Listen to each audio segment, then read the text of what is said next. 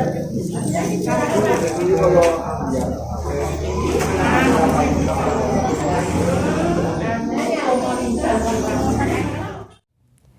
Assalamualaikum. Saya Arin. Di sini saya akan menjelaskan kira-kira apa ya penyebabnya sehingga sampai hari ini Bapak Ibu itu belum mendapatkan undangan juga dari kantor pos untuk mengambil bantuan BPNT-nya. Padahal selama ini bantuan BPNT-nya cair lewat kartu KKS yang bisa ditransaksikan berupa sembako.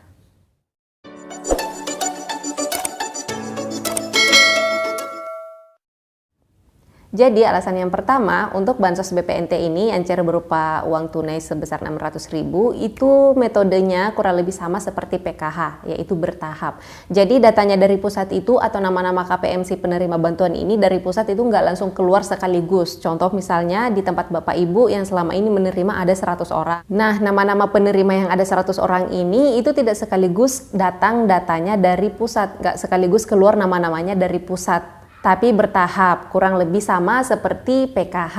Nah, biasanya kan PKH itu terbagi menjadi beberapa tahap ya, atau beberapa termin gitu, sehingga bantuannya nggak sekaligus masuk.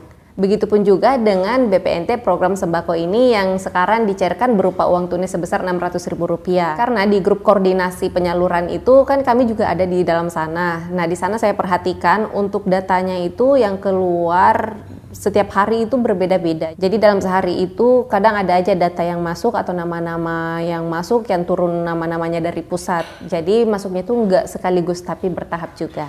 Itulah sebabnya kenapa beberapa orang dari peserta BPNT yang aktif namanya belum keluar atau belum juga mendapatkan undangan dari PT Pos untuk mengambil bantuannya. Karena bisa jadi namanya itu keluarnya di gelombang berikutnya atau tahap berikutnya. Jadi saran saya kepada Bapak Ibu yang belum mendapatkan undangan untuk mengambil bantuannya, tetap berpikiran positif, yang namanya rezeki itu tidak akan kemana. Jika itu memang sudah ditakdirkan untuk kita, pasti akan menjadi milik kita juga.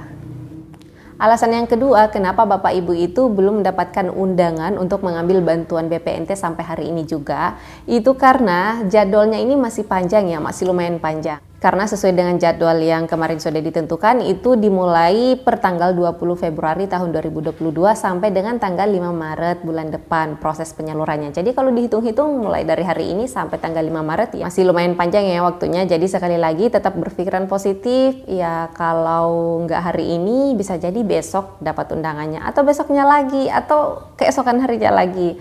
Jadi tetaplah untuk bersabar dan berpikiran positif serta tetap semangat untuk bekerja dan berusaha sendiri ya. Yang namanya bantuan itu hanyalah tambahan saja, tetap yang namanya kebutuhan sehari-hari adalah tanggung jawab diri kita sendiri.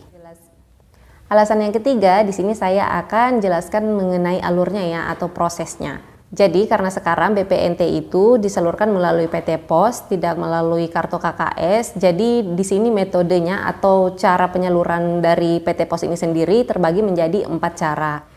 Nah, cara yang pertama ini sudah berjalan sekarang dan sudah sekitar beberapa persen yang berjalan di setiap daerah. Itu KPM-KPM tersebut itu diberikan undangan untuk datang langsung ke kantor pos mengambil bantuannya dengan membawa bukti undangannya serta membawa bukti identitas diri yang aslinya seperti KTP dan juga kartu keluarga. Itu bagi KPM-KPM yang tidak berhalangan atau tanpa alasan-alasan tertentu dan juga rumahnya tidak jauh dari kantor pos.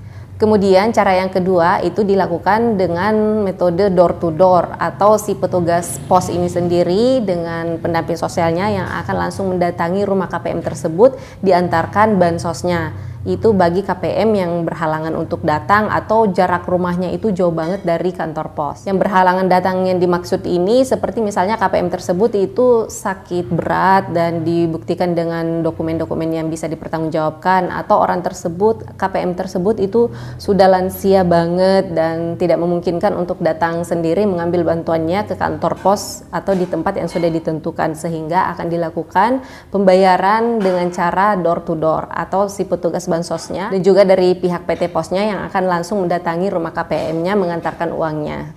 Jadi kembali lagi tetap berpikiran positif, siapa tahu Bapak Ibu adalah salah satu orang yang akan diantarkan langsung bantuannya ke rumahnya. Selanjutnya, cara yang ketiga itu biasanya dilakukan penyaluran atau pembayaran bansos kepada KPM-KPM di balai desa. Jadi di tiap-tiap desa, tapi petugas bansos yang dari PT Posnya itu datang. Jadi dia datang ke balai desa untuk memberikan uang bantuannya kepada KPM-KPM yang nama-namanya sudah ada di undangan tersebut. Tapi ini biasanya tetap melalui undangan ya. Jadi undangannya itu dari pihak pos diberikan kepada desa atau kelurahan masing-masing, dan pihak dari desa atau kelurahan melalui RT-nya yang akan menyampaikan kepada KPM-KPM-nya untuk datang di balai desa di tanggal atau waktu yang sudah ditentukan. Jadi proses pengambilannya nggak di PT Pos atau di kantor pos, tapi ngambilnya di balai desa, hanya petugas posnya yang datang ke situ. Cara selanjutnya atau yang keempat, ini ada juga yang dilakukan atau penyerahan bantuan kepada KPM itu dilakukan di Iwarong. Di Iwarong tempat selama ini atau Bapak Ibu mengambil bantuan BPNT, tapi di sana hanya dipinjam aja tempatnya. Kurang lebih sama seperti yang dilakukan di balai desa. Jadi tempat si Iwarong ini dipinjam oleh pihak PT Pos dan juga pendamping sosialnya untuk dilakukan penyaluran dana BPNT berupa uang tunai sebesar Rp600.000 kepada masing-masing KPM yang nama-namanya sudah ada di data bayar tersebut. Jadi itu tadi ada 4 cara ya penyaluran PT Pos kepada KPM masing-masing. Nah, makanya tetap berpikiran positif. Kalau memang Bapak Ibu belum mendapatkan undangan dari pos sampai saat ini, ya bisa aja mungkin besok dapat undangannya, atau mungkin akan diantarkan langsung ke rumahnya. Atau bisa jadi namanya Bapak Ibu itu belum keluar dari pusat, karena ini juga bertahap sama seperti PKH. Nah, tambahan di video ini, apabila Bapak Ibu sudah menerima bantuannya, itu harus dipastikan ya, harus dipastikan jumlahnya itu Rp600.000 berupa uang tunai. Tidak boleh ada pemotongan berapapun itu jumlahnya dan oleh siapapun itu. Jadi harus utuh Rp600.000. Setelah itu, uang tersebut hanya boleh dibelanjakan berupa bahan pangan seperti karbohidrat atau protein atau vitamin dan mineral. Nggak boleh dibelanjakan untuk keinginan-keinginan yang tidak terlalu mendesak, apalagi dibelikan untuk rokok dan juga minuman keras, itu nggak dibolehkan.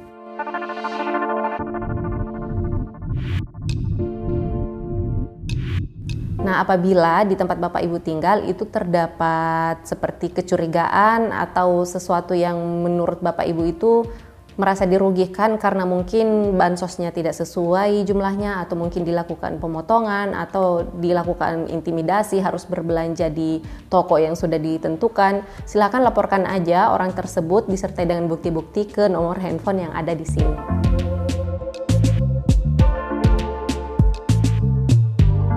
Karena setahu kami, bansos program BPNT ini yang diberikan berupa uang tunai sebesar Rp600.000 itu totalnya Rp600.000, nggak boleh ada potongan ya. Itu untuk periode bulan Januari 200, Februari 200, Maret 200. Jadi jika ditotalkan itu totalnya Rp600.000. Dan itu boleh dibelanjakan di toko manapun itu, nggak harus di warung, apalagi di toko yang sudah ditentukan. Jadi bebas memilih di toko manapun itu untuk berbelanja, asalkan dibelanjakan untuk kebutuhan bahan pangan.